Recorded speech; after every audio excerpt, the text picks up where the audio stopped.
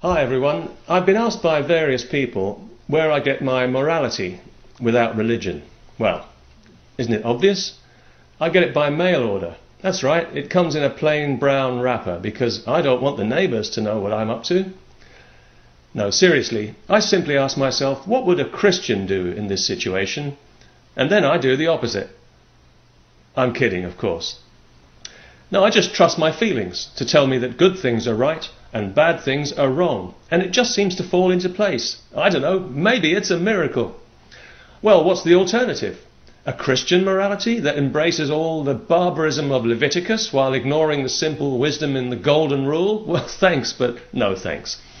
Even if you believe in the Bible, you know that Adam and Eve gave us the knowledge of good and evil, which presumably means right and wrong, so why do we still need guidance, if you can call it guidance, being bullied and threatened with violence by some celestial thug? I'm actually amazed that anyone even trusts God to tell us how to behave.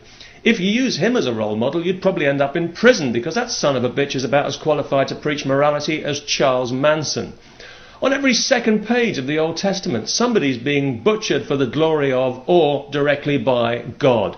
This is not a loving entity I see in these pages. This is a deeply disturbed individual. This is the kind of personality the police always tell you not to approach.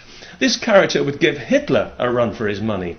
And any morality that's there is really just a list of rules, some of them quite barbaric, which must be obeyed on pain of eternal torture. What else? But this is not really surprising, is it? Because Scripture is not actually about morality. It's really about believing in the impossible. And the more impossible a thing appears to be, well, the more likely we are to believe it, it seems to me. And the morality is really just a garnish, a dressing, which is usually ignored for the meat and potatoes of the magic and the mumbo-jumbo. For example, if you take the words of Jesus in the Sermon on the Mount, which is probably his greatest ever gig, and strip away all the Christianity, well then you'd have something worthwhile. But all the miracle stuff, the virgin birth, the resurrection, redemption, hellfire, damnation, and all the Cecil B. DeMille stuff, that's all been put there deliberately to obscure this simple fact. The last thing any clergyman wants is people living according to the words of Jesus, because if they did, there'd be no need for organised religion, and a lot of people would find themselves out of a job. They need the miracles to keep the cash rolling in, even though they tell us that it's not actually about the miracles, it's about the message.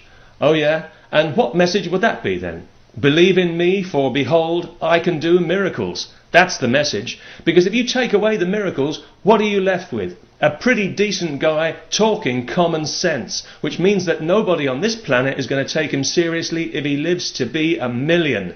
The miracles are everything.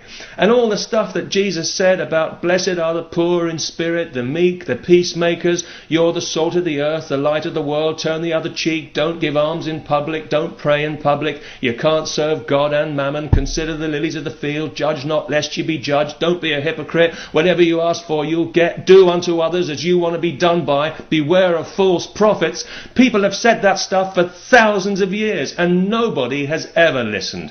So let's drop this idea that it's not about the miracles. It's all about the miracles. It's all about the magic and the mumbo-jumbo. Which is a shame, I think, because I think that's probably the last thing that Jesus would have wanted.